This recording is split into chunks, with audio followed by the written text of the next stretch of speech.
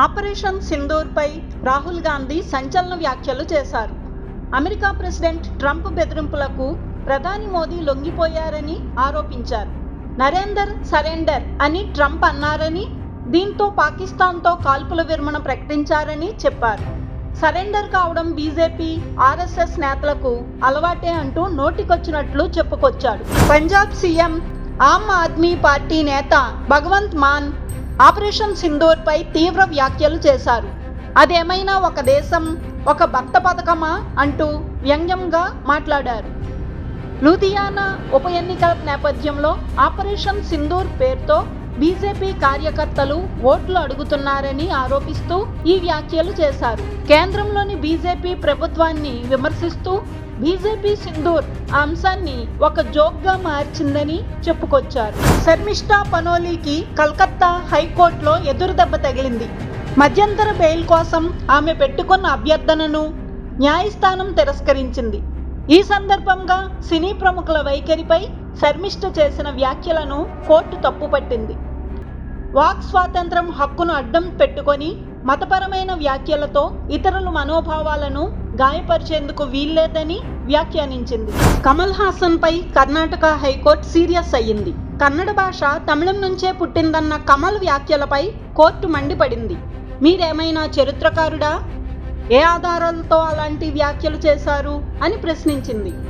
భావ ప్రకటన స్వేచ్ఛను, ఇతరుల మనోభావాలను దెబ్బతీసేలా దుర్వినియోగం చేయవద్దని హెచ్చరించింది.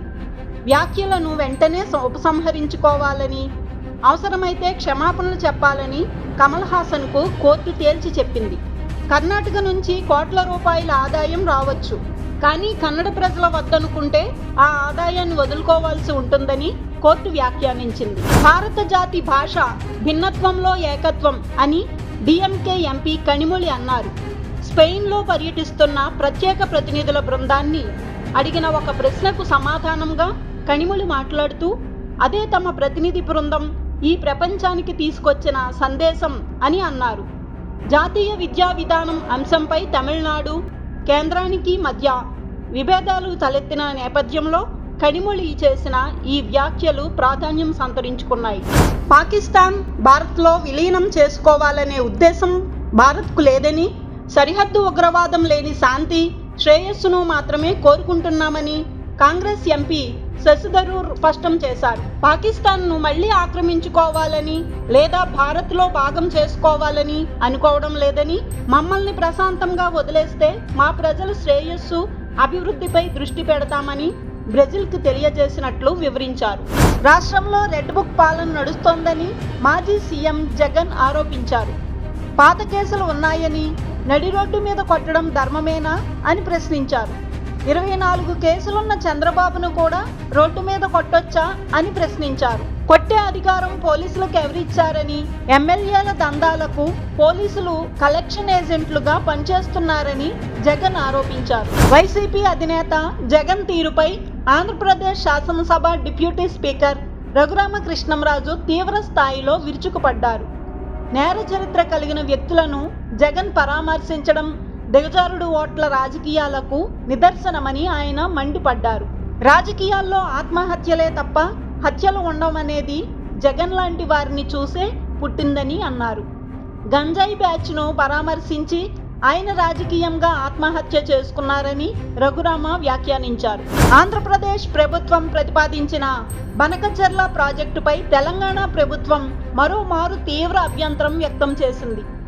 ఈ ప్రాజెక్టును ఎట్టి పరిస్థితుల్లోనూ అనుమతించేది లేదని నీటిపారుదల శాఖ మంత్రి ఉత్తమ్ కుమార్ రెడ్డి తేల్చి చెప్పారు. బనకచెర్ల ప్రాజెక్టు నిర్మాణాన్ని నిలువరించేందుకు తాము అన్ని విధాలా ప్రయత్నిస్తున్నామన్నారు. వికారాబాద్ జిల్లా కేంద్రంలో మైనర్ బాలికతో కంప్యూటర్ టీచర్ నవాజ్ అసభ్యంగా ప్రవర్తించిన ఘటన తీవ్ర కలకలం రేపుతోంది. కంప్యూటర్ కోర్సు నేర్చుకునేందుకు వచ్చిన బాలికతో నవాజ్ అసభ్యంగా ప్రవర్తించడంతో చిన్నారి కుటుంబ సభ్యులు నవాజ్కు దేహశుద్ధి చేశారు. తర్వాత పోలీసులకు అప్పగించారు. నవాజ్ను కఠినంగా శిక్షించాలని డిమాండ్ చేశారు.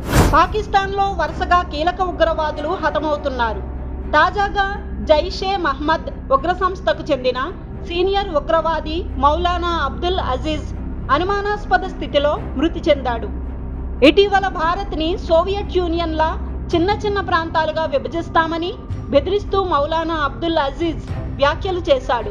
ఆ వ్యాఖ్యలు చేసిన కొన్ని రోజులకే మరణించడం గమనార్హం. చైనా బ్రహ్మపుత్ర నదీ జలాలను ఆపేస్తే ఏం చేస్తారంటూ పాకిస్తాన్ అడిగిన ప్రశ్నకు అస్సాం సీఎం హిమంత్ బిస్వా శర్మ ధీటుగా బదులిచ్చారు. బ్రహ్మపుత్ర నది భారత్లో ప్రవహిస్తూ విస్తరిస్తుందే తప్ప ఎగువ ప్రాంత నియంత్రణల వల్ల కుచించుకుపోయే నది కాదని ఆయన వివరించారు.